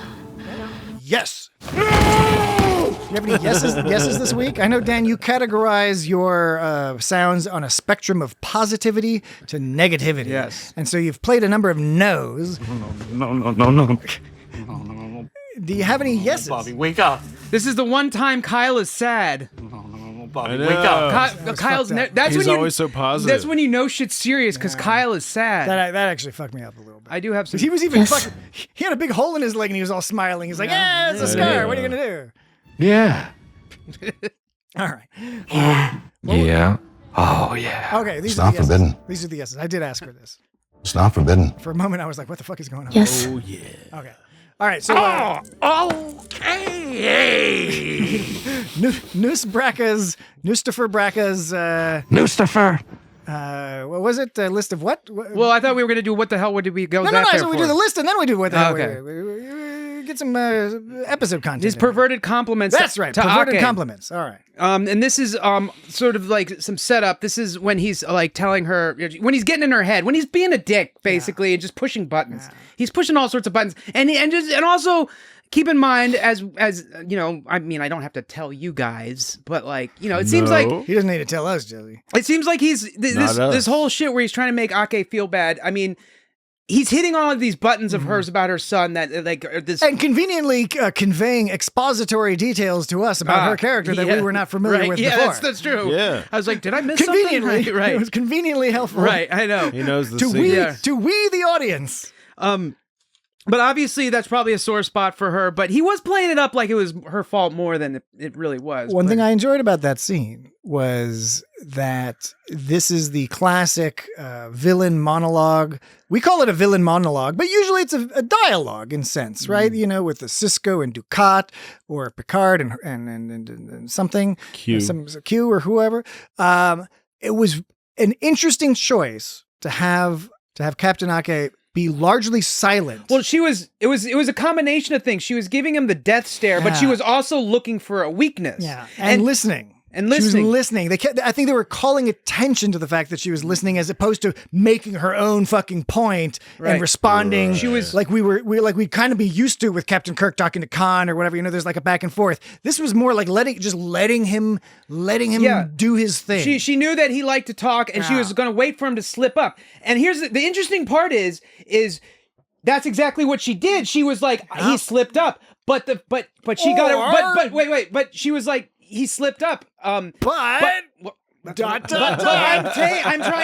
it. No. I know. I'm excited. no. I know. I'm increasing tension. The I know, audience is loving this. Or I'm not. You're not. I'm not. If we're being honest, but the audience is loving. I don't know. That's quite an assumption. Maintain focus. Good advice. Yeah. Anyways. So what she did is later on she detected that she slipped up, which she told Vance, but she got it all wrong. She thought that he indicated that the Furies wouldn't leave him alone, thus meaning he needs Starfleet as much as Starfleet needs him. She's like, he fucked up. But that was all part of his plan, you know. And she was, to her credit, she was immediately suspicious. Yeah, she was, but she couldn't put her finger on what it was. But so she was right. And she even after all that, she was still right. She was still like, I don't know. But you know, he did kind of slip up in a way because at one point when he goes when he makes that fake realization that Caleb is on the Miyazaki, he's like that whole business. Yeah, when he's like, oh no, he's on the Miyazaki, right? And he's like, oh no. And then that should have been, I think, her clue that he was in on it. Because how else would he have known that Caleb was on the Miyazaki? Now, granted, the implication was that he read her face or read her reaction, and based upon her reaction, he was able to figure out, he's like, oh no, I can tell from the way you're reacting that Caleb must be on that too. But I think it was kind of a large leap. And I think honestly, that was him kind of tipping his hand that he was in on it. Cause like she gave like no reaction the whole time. And suddenly he knows that Caleb is on. That's a good point. So I think he did slip up, but I think he slipped up there, but she picked up on something else anyways. So, you know, it's fucked up because he took care of like Caleb and I brought this up before and, Anisha.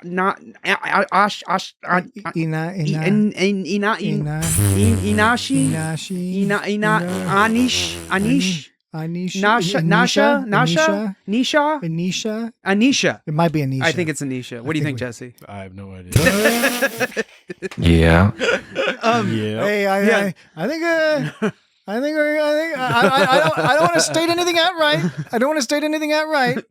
But I think we're gonna be a little surprised when we find out what the deal is with old Caleb's mummy. Yeah. Well, first of all, I think there's something special going on there. So but he's okay. So first of all, it was obvious that he had to come back at some point, and so here he is, and I'm sure he'll come back again. But he's like doesn't give a fuck about Caleb. Like he took care of this kid, even though he might have been. We don't know, but even though he may or may not have been using her, even though like it might have just been convenient to have them around, even if you don't really like the kid and you think he's a brat, you've spent years with this guy. Yeah. You'd think you would have some kind of like, maybe he thinks Caleb's annoying, but regardless of how annoyed you are by someone, the fact that you spent so much time with him, you'd think he would have at least some kind of connection. Does not. But he just does not give a fuck. Because that's what we learn about the character of this episode, and part of what makes this episode so fantastic for me is I was totally digging and totally buying into the straightforward version of his character this whole episode. And then the twist that came, I didn't see that. I didn't see that coming, that it was actually him pulling a gag. Yeah, I probably should have, but it was a really interesting shift from, okay, they're leading us down this path of this guy's a piece of shit and an asshole, but he's going to be, there's kind of like the Harry Mudd model of like, kind of a rascally fella that we can put up with and interact with because he's obnoxious, which was kind of early Ducat in Deep Space Nine. But then by the end of the episode shifts to, no, this guy is like fucked up and he's like a serious problem. It's not a comical, goofy, whatever. This person is not good news. Okay, speaking of fucked up, the encrypted message that I guess I think Darren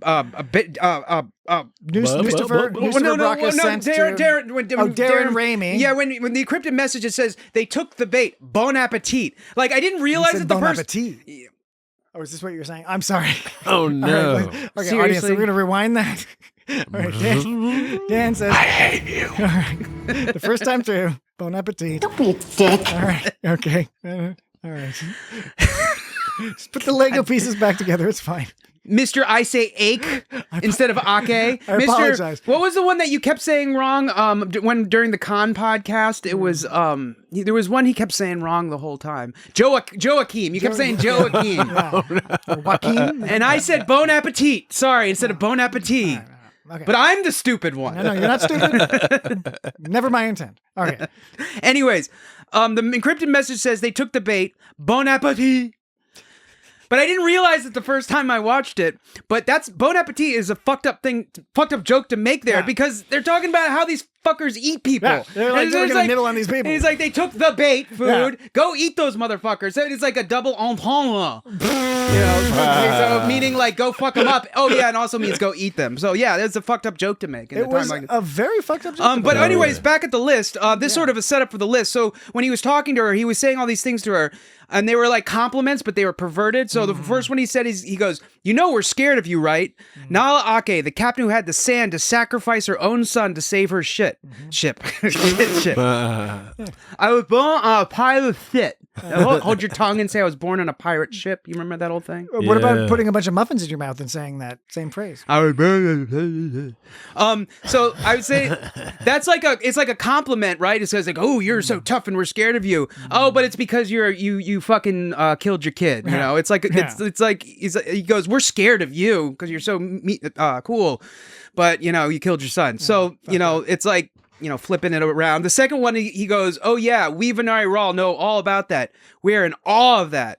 And which is like, we're in awe of you. You're so great. He says, how you got the SOS when your boy's ship went down, but you stayed with your crew. Once again, these things that are compliments, but it's all in service of him saying, like, reminding her that her son died, and he's saying it's her fault, whether it is or not. But like, because you're using a very formal version of the definition for perverted, and I like that. Yeah, because you mean it in really what is the classical sense, which is it's a perversion. It was one meaning that has been twisted. Yes, it's a perversion with malintent. Whereas, I mean, more common thinking, and I will admit that this is initially what I thought, and I was a little bit confused that you were referring to perverted as in having to do with making the beast with two backs, as the kids like to say. I think I actually clarified, like fucking around, genital flopping. I feel like flips and flopping. I feel like I clarified that point prior to us, but I might not have done it. I'm not saying it's your fault or anyone's fault. I'm just saying I thought I clarified that, but I could have been wrong. Anyway, but please whatever. continue. Excellent So work. right, okay. So the third one is when he says, hating you made me better at my job. Yeah. And he goes, you made me better. Yeah. And so usually you say you made me better is like a nice thing to say to someone. Yeah. It's like, you made me better because I hate you, basically. That's like the ultimate, like, it's like, I'm such a better person because you're a piece of shit, basically. And then to top it off, I think I know what you're going to say. top it off, making him better means making him more of an asshole. Yeah. So so it's a double whammy. And then of course it ends with, you have no idea what a difference you've made in my life, Nala. I want to thank you because you're the best teacher I ever had. Best teacher I ever had. Which is like, what a fucked up thing to say to a teacher. But you're like, it's just a horrible piece of shit who's just killed a bunch of people. Right. And it's all because of you, And that's why I think this character is working so well, because that is it's a horrible and a cutely customized insult for this person, for Captain Ake. Great line, so well delivered by Palagiamati. All right. Anything else on that list, or is that the end of the pre-version list? That's the end of the pre-version. Vance is always a hologram. You notice that? Well, he's back at headquarters. He's communicating. Enhance. Hologram. Lots of they're doing that. They tried it out on Deep Space Nine, didn't work out. People got annoyed by it, so they stopped, and then they've tried it again. What did they try? A little bit on the whole holographic thing. There's a whole subplot of them getting little headsets where then they could see holographic versions of each other to communicate. Holograms? Because it would be easier to film and cost less because you could have the person standing right there. Wait, DS9? Yeah, on Deep Space Nine. It's like, I forget, 6th or 7th season. It's this whole like weird little few episode subplot that they abandoned because I think they even joke on the show. They're just like, it was a fucking pain in the ass to deal with that shit. They thought it was gonna. Okay. So it was supposed to make it easier for the crew, but it was harder for the actual. It was easier it was supposed to be easier on the characters, but it was harder to produce. I think the opposite. I think it was supposed to be easier on the production. Oh, because then you could just have the person stand there and pretend to be like a hologram. But I think that story-wise, holograms came across as a little silly. It works better here in the 30-second. I don't remember that from DS9. It's a very weird minor subplot for a few episodes. Hologram. holograms. Okay. We do have more to discuss, but first, I know that with Vance, he's back at headquarters, but they always remind us that he's a hologram. You got to. Because who got to? They always remind us that he's a hologram because they make him blip out every once in a while. A little bit. Even in the future, in Star Wars, in Star Trek, doesn't matter how far in the future you are, if you're a hologram, you're going to blip out every once in a while. Hologram? Yep. Okay. I don't get it. So, you don't get it. Very swiftly I don't now, get it. because we have more to discuss, but we're running out of time. Oh, no. But we do want to go over this week's... This week's WTHHIHTB, a.k.a. Where the Hell Have I Heard That Before? Oh, yeah. So first, I will play last week's sound for this week's audience to enjoy.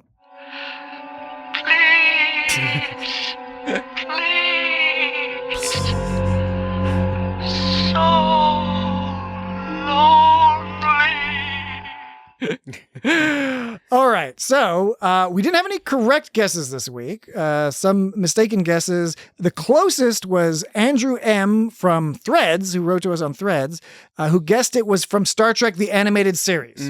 All right, that much is correct. Now, Dan, Jesse, do either of you have a guess?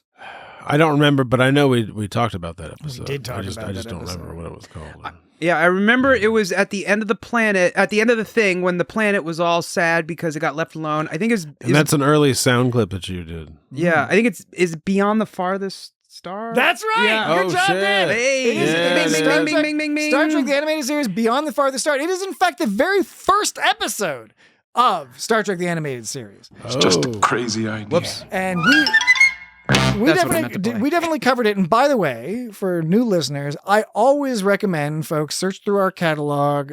We've covered all of the animated series over the course of many years. Evidence! Those are really fun episodes. We always have a good time doing those. So go check those out. However, Beyond the Farthest Star, that's back when we didn't have all the sound effects. We had a more limited production capacity, but still, as I recall, I think a really fun episode. So Yep. worth checking out. Maybe I'll even listen to it one of these days. I don't know.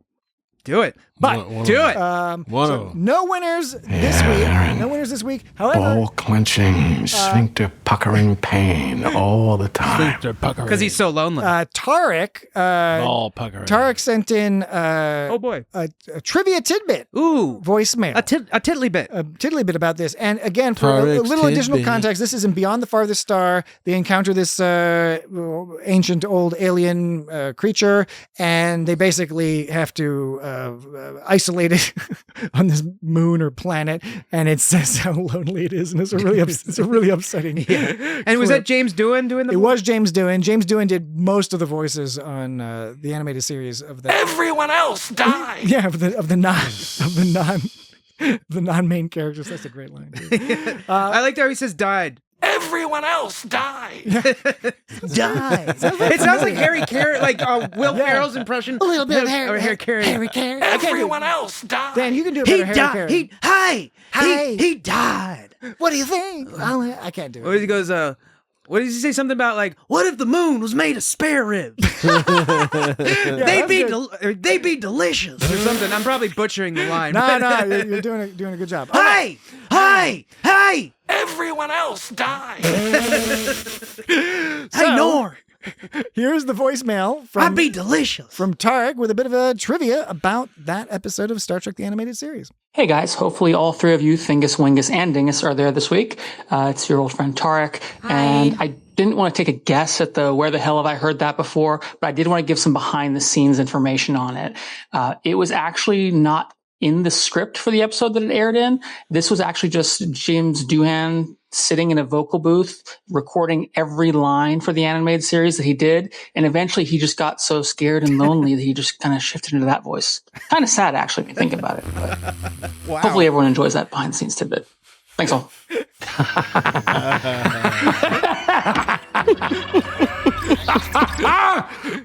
Thanks, Agamus. Thank you very much, as always, Tariq. So do you think he didn't want to guess because he didn't know, or just because he didn't want to give it away? No, he knew. He's got to know. He knew it so hard. Tariq He knew knew it so hard. Tariq knew the right answer so hard that he felt it would be he felt guilty about submitting an answer. But please don't feel guilty. Send us whatever answers you like. They can be true attempts, random guesses, goofy jokes. We love it all. Remember when they found Tom off out the window, and what's her name who swallowed her comm badge was like freaking out, and I felt bad for her because like they were like Ake was like number one, and she's like go to the med bay, and she's not used to seeing people dead. But it's like you gotta wonder. It's like, do you think they're gonna be like, you're not cut out for this? No, not necessarily, because I think modern Starfleet, they're caring and accepting. Of course. And if this is this person's first experience and in an unexpected context,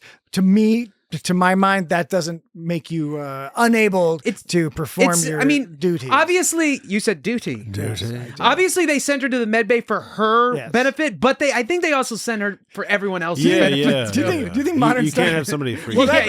Okay. Well, you're right about that. But I was like, do you think modern Starfleet's like, like in the military, sometimes people like have psychological problems, but they're like, I'll get in trouble if I report them, or I'll I won't get a promotion, so they don't do it. I'm hoping Starfleet is not like that. Okay. Would that it were. All right. So now I will play the sound clip for next week. So you can guess. You have, next week, I should say, you have until Friday to guess, because that's no questions will be permitted. So please email us at feedback@itsgotstartrek.com or write us on social media. Direct message is better, so you don't reveal the answer to other people, but send us your guess. I will play this clip twice so that you can get a real chance to hear it. An ingeniously simple approach.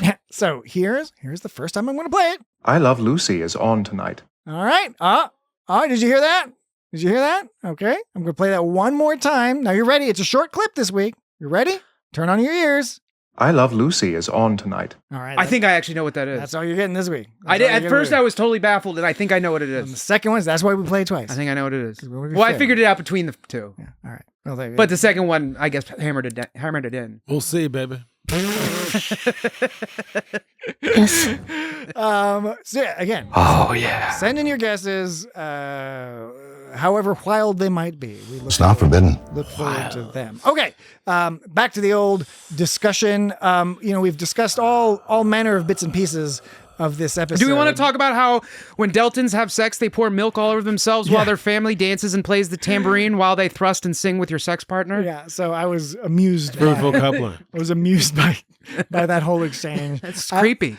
Well, it's always fun when they talk about alien cultural practices. But your family's watching you have sex and they're dancing around. But Betazoid weddings, everyone's naked. That's not sexual, though. There's a big difference between walking around naked and have your family watch you shove your thing in the other thing, or maybe get your that's the part they don't talk about, or get your thing accepting another thing, or rubbing, or just things rubbing, any combination of things rubbing against each other. Yeah, in front of other people. There's a big difference between the two. True, but while I agree with you, Dan, we are also speaking from our cultural context. Of course, we're always speaking from my. That's why it's funny. I know, but you don't have to remind me. I know we're speaking from a cultural context, but culturally, it's so fucking far out from what we're used to culturally. About like, hey, we're gonna have sex, Mom, come over here, watch this. You know, but it is broadly accepted that the modern Western tradition of the whole "you may kiss the bride" or variations thereof. Mom, Dad, I'm about to have sex with this person. Come watch. So you joke about it, but that back in the day, 1,000 years ago or perhaps more,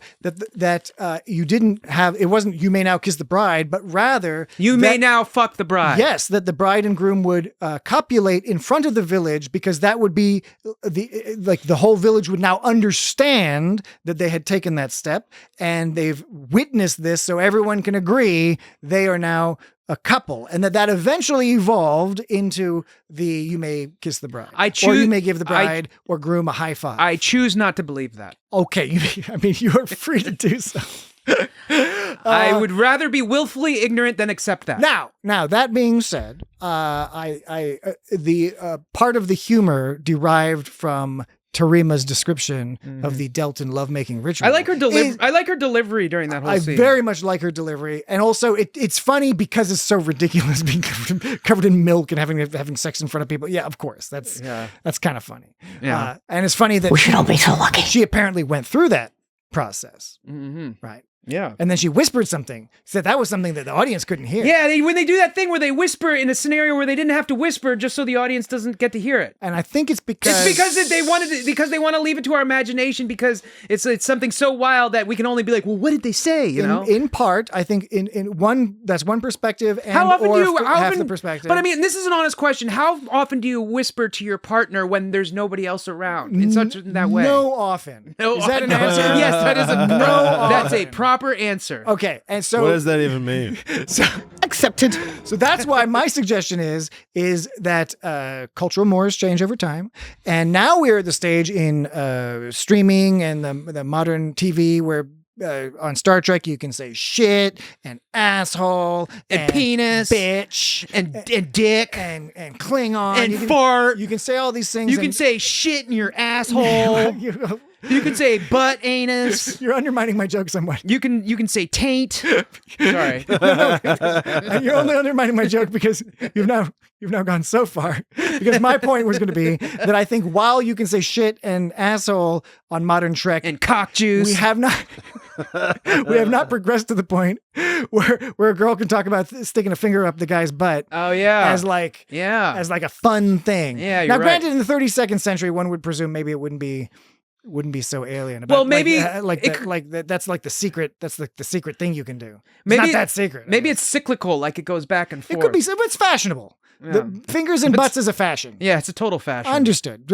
Thank you, Dan. Yeah. That actually helps me a lot. Yeah. Okay. Oh, you noticed, Admiral. But overall, I appreciate I know we already it. talked about the sex scene. You guys were a little skeeved out by it. I was like, I wasn't skeeved out. I was like rocking it. I wasn't getting horny. I was like, you were, when you say you're rocking it, it sounds a little like. That's why I followed it up. I want to make clear, I wasn't watching that being like, oh yeah, I fucking love this. You were like, oh yeah. From a cinematic, from a character, from a storytelling perspective, I thought it was a sweet scene. The way they acted, it looked like not inexperienced, but not experienced sex. You know what I'm saying? I wasn't skeeved out by it. I just thought it was like a little bit more motion with the, with the lotion or whatever, with like or whatever that we needed to see. I think I got you. It's like I can like when they have a sex scene, that's fine. But like when you can see like the hips, hips of both people going back and forth, you're like those things are those parts are moving in and out in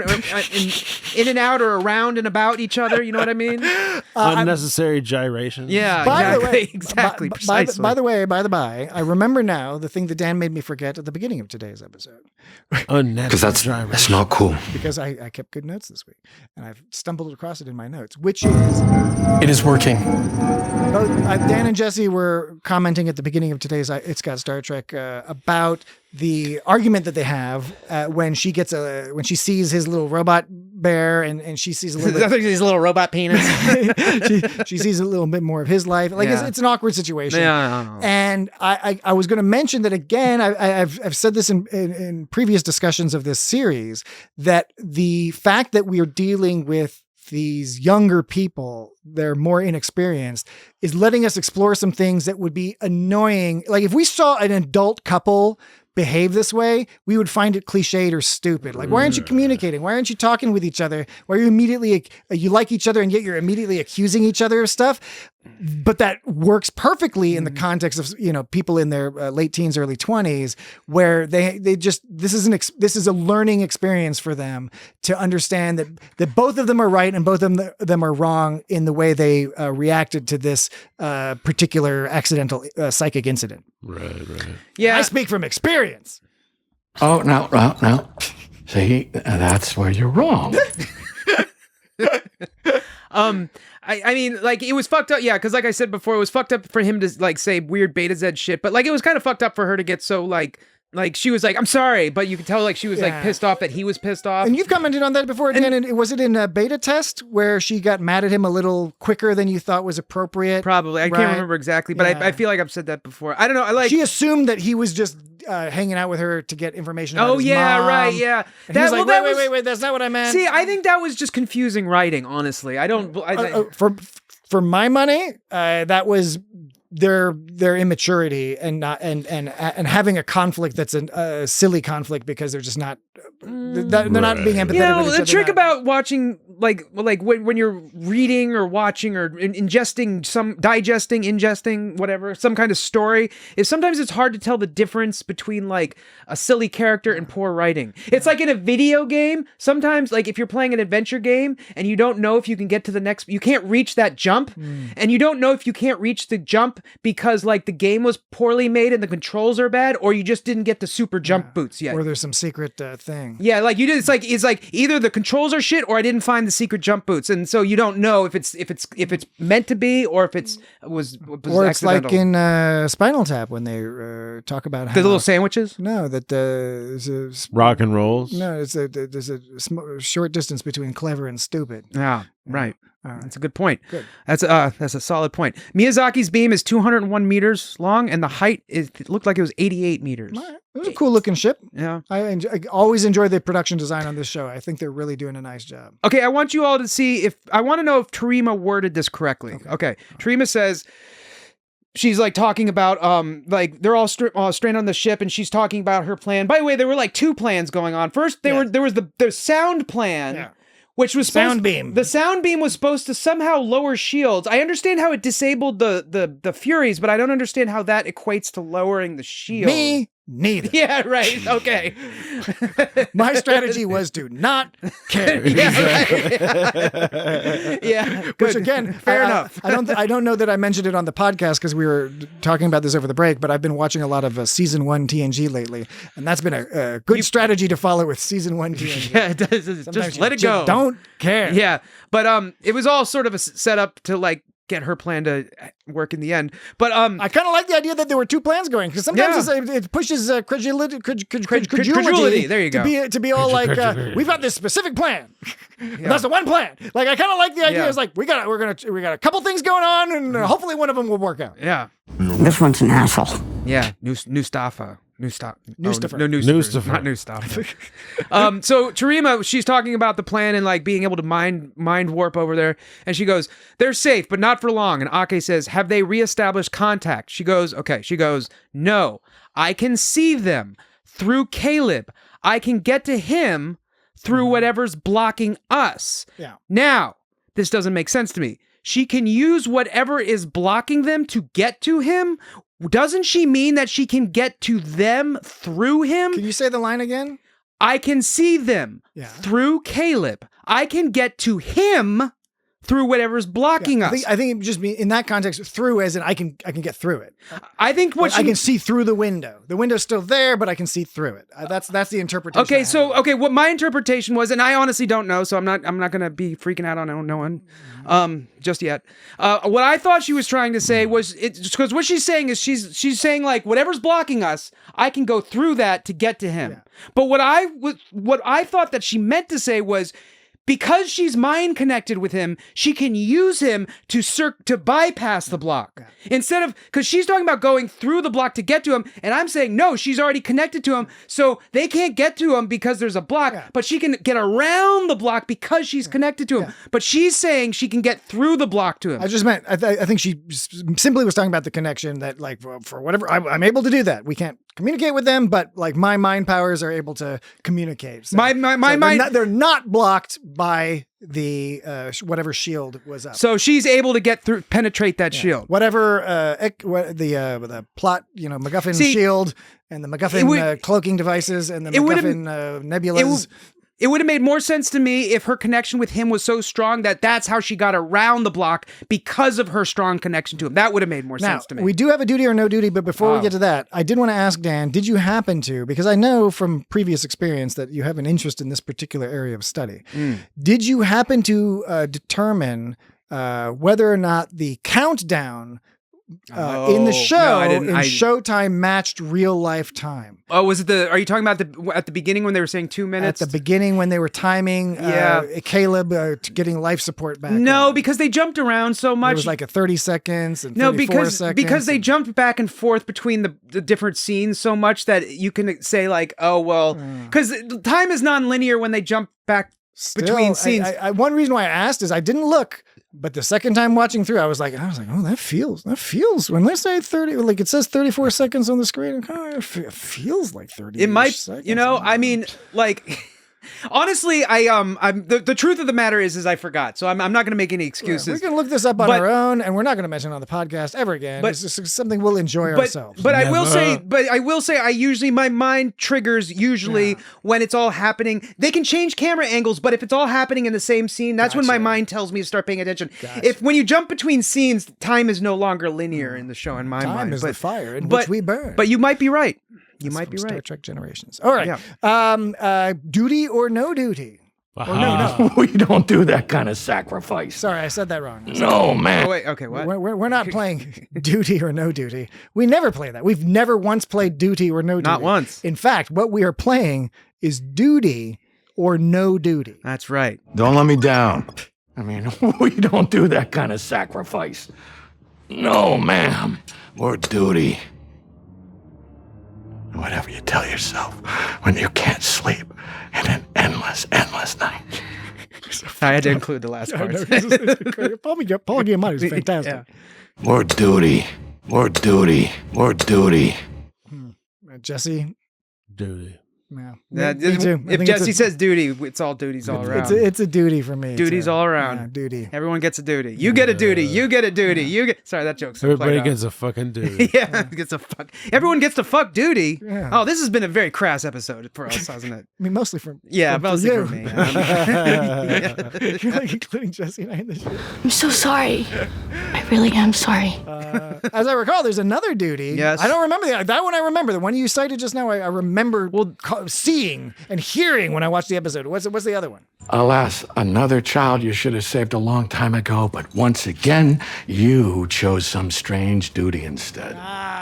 You chose some strange duty instead. You chose some strange duty instead. Jesse, may I take the honor? Yeah, well, yeah, duty. That's like duty. Yeah, I'm so glad he said duty. He dug into that. I'm so glad he said duty because the sentence is so much better. You chose some strange duty instead.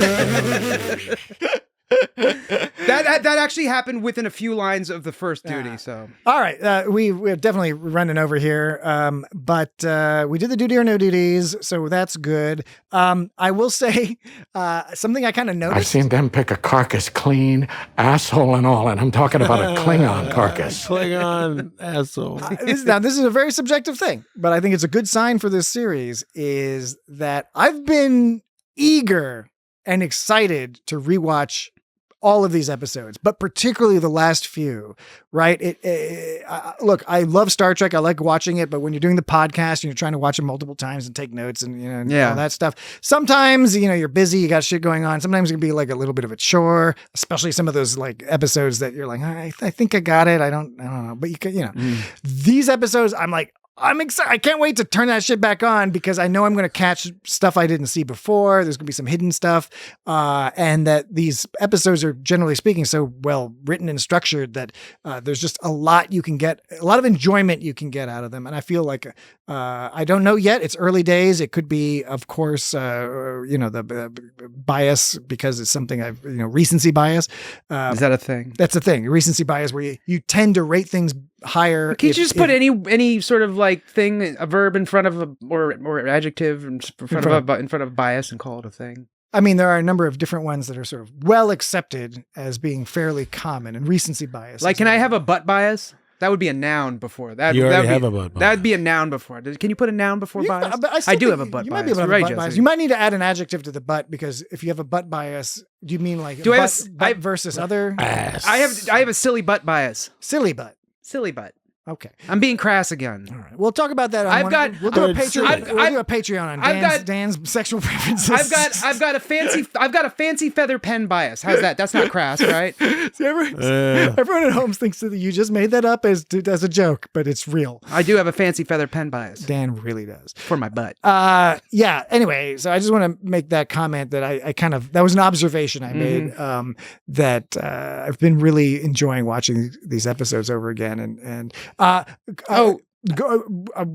other thing I was going to mention was they talk about psilocybin. It's not psilocybin? No, not psilocybin, not the magic ingredient in magic mushrooms. Oh, but psilocybin. I might be mispronouncing that.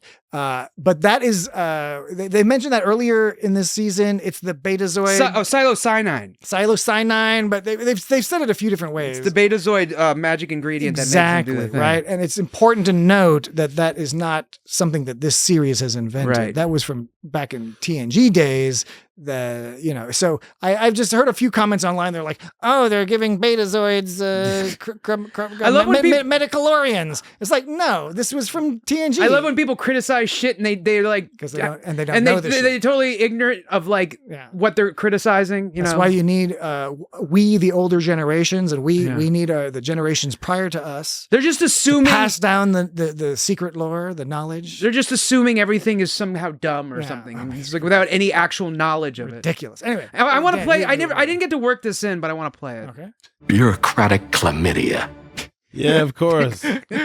All of his speech was great, and we've mentioned it before. Paul Giamatti has stated that Gul Dukat is one of his favorite characters in media, and is definitely his favorite villain on Star Trek. We can see that love of Gul Dukat, the love of a character who loves the sound of his own voice and the way he articulates points. The hills are alive with the sound of murder, and I'm whacked, spanked, and ready to be a diplomat. Mustafa Baraka has a very different style than Gul Dukat, but he's created his voice. This thing that is... I get how you can slot these people together in some ways, and he's doing an accelerated version of it, but it's also that kind of thing where part of what makes the character so great is that they are charming, they're interesting. You want to talk to this person, you want to spend time with this person, you want to see them on screen, which is fucked up to say when they're doing all these horrible things. Sorry, Mom and Dad, but we left your kids in the shredder. And Mark Lima was brilliant at that, and hard to beat, especially maintaining that character for so long. So hopefully we do get to see more of Paul Giamatti and that he sticks around, because he's a really fun foil for our main good guys that we're following. Speak to me with respect. Okay, Jesse, Dan, any other comments, queries, sound effects?